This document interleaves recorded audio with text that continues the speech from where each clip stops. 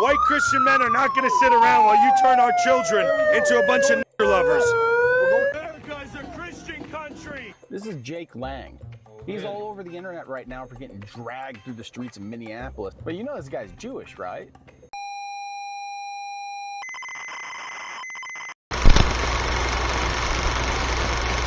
Critical, political, analytical.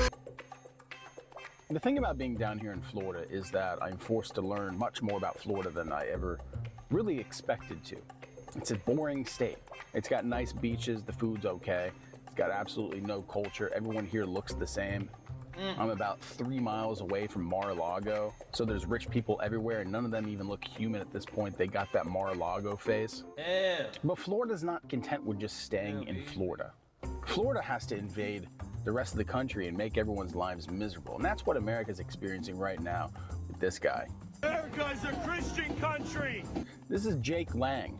He's all over the internet right now for getting dragged through the streets of Minneapolis, rightfully so, because Jake Lang, the self-proclaimed Prince of January 6th, he decided Florida wasn't giving him enough attention.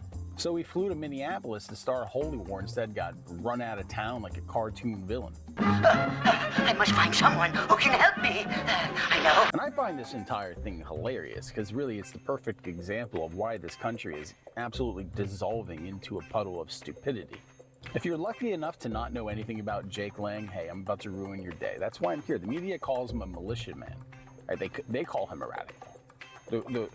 The media calls him a radical. He's on their side.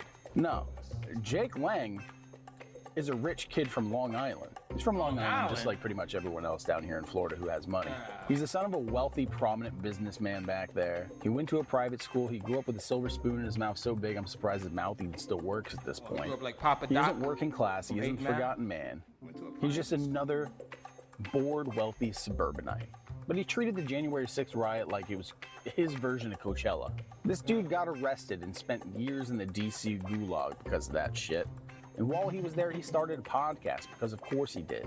Then he got pardoned by Donald Trump last year and immediately went to work. Now, did he actually get out and go to work by like getting a good job, a normal, productive job, like, you know, becoming an HVAC technician or something like that? Something that good people do. No, he runs for the Senate for Florida. But here's the thing about Jake Lang that most people don't even know about, right? I mean, his entire brand is Christian nationalism. He screams about, you know, Christ is king. He talks about how he wants a Christian ethno-state, which doesn't even make any sense because Christians don't have an ethnicity. I think most Christians are black, actually, from Africa. And he goes out in the street regularly just to burn, you know, holy books of other religions that he doesn't approve of, to defend the heritage of Christendom. You want to get hung. But you know this guy's Jewish, right? Like he's like, the whole thing's a grift. Like, I'm not joking, right? This isn't a skit. Jake Lang, he actually had his Bar Mitzvah in Israel. This is him right here getting that done. His father was Jewish. He was raised in the faith. But he looked at the marketplace of right-wing grifting, was like, Ben Shapiro has lockdown on that. I can't get in. You know, the Jewish lane is just a little bit too crowded in that space. But the Christian warlord lane, nah, that's wide open. That's exactly where Jake Lang went. Warlord, what the like I said, the entire thing's a grift. This thing's a grift, and Jake Lang's a grifter. That's all this is. This guy puts on the costume of Christian nationalist, just like I put on a coat when it's too cold outside. But he doesn't believe in anything that he's actually doing right now. He truly doesn't. This thing's all about engagement. It's all about getting views. This dude is literally just a LARPer. That's all he is. He's a crisis actor in his own life. So why did he go to Minneapolis in the first place, though? That should be the real question. Why did he go down there? Isn't he running for Senate in this glorious state that is Florida? Because he's not here.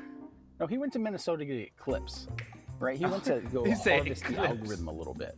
He knew that if he went to a blue city and tried to burn a Quran, that he's going to end up getting punched in the face, right? This allows him, this wealthy kid who grew up to a nice Jewish family in Long Island, to be a victim. And that's all these people want to be. They need it. Some kind of validation and confirmation in their belief that they're victims.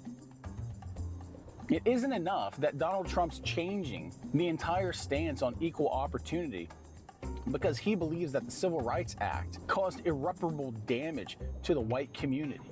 Right? The focus in America now is to preserve white people. It makes no sense. Number one, you're majority of the population. Your ownership of everything in this country is basically set There's no real argument for why white people are in danger other than the fact that they're not having kids. But all that's based on talk about it, talk about it. The president that has worked harder to make the country more unaffordable in the long run. Why they nuts ain't busting, son?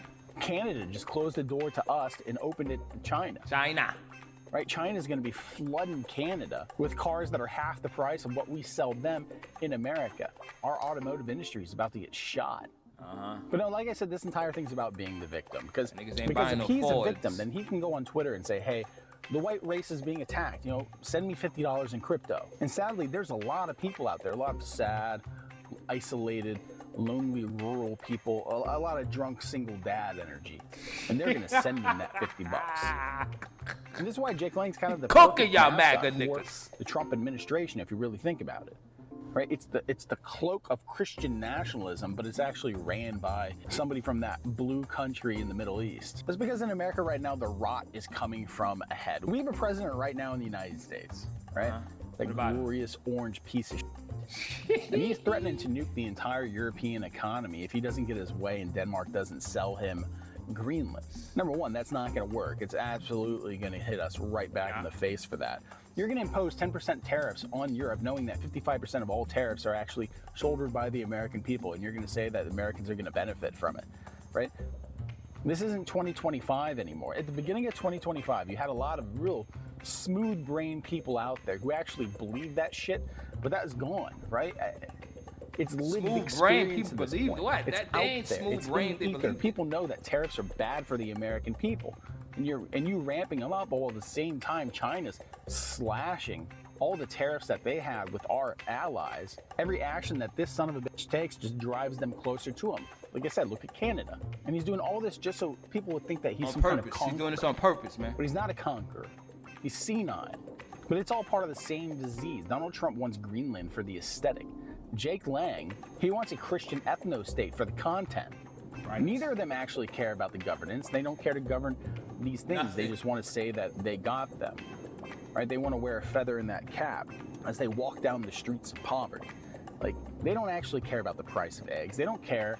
Jake Lang certainly doesn't care that the price of premiums that people in Florida pay has just tripled. I mean, this is the state of elderly people. Everyone here is on Medicare.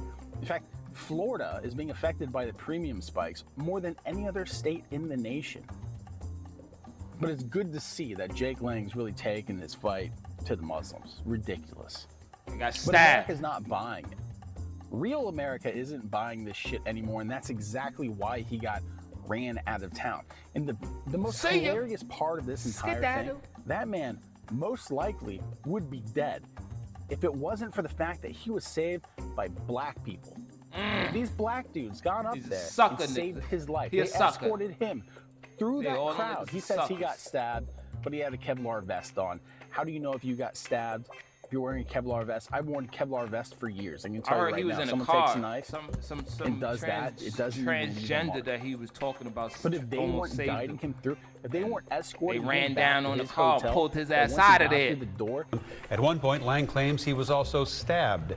Following those clashes, a woman tells Fox 9 that Lang ran up to her and her friend while they were parked at a red light, bleeding and begging for help. Not knowing who he was, they let him in and then they drove away.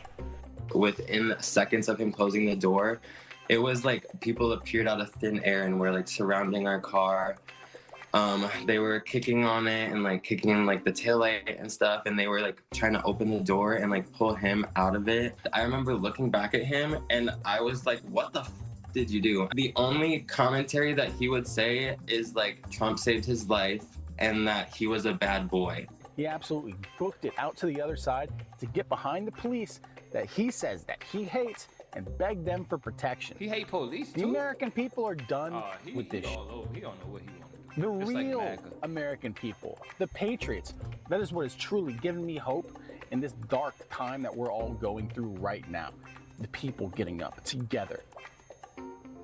Right? The accounts that we're actually getting. What Prodigy say, real power is people. Media, their money is worthless. It's real soft shit images that they're actually letting get through.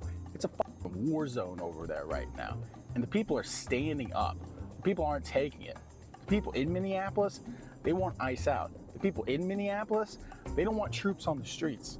The only people who they're gonna actually get some want troops. troops in the streets in Minneapolis are old dudes who haven't talked to their daughter in 17 years because she voted for Obama once, and she probably dated a brown person in college, and he just never let that go. Like, that's the base for this kind of shit. Yep. There are people in this country right now that are rallying behind what happened in Jake Lang. And they're saying not just send in the National Guard, they're saying send in the Marines to break these people.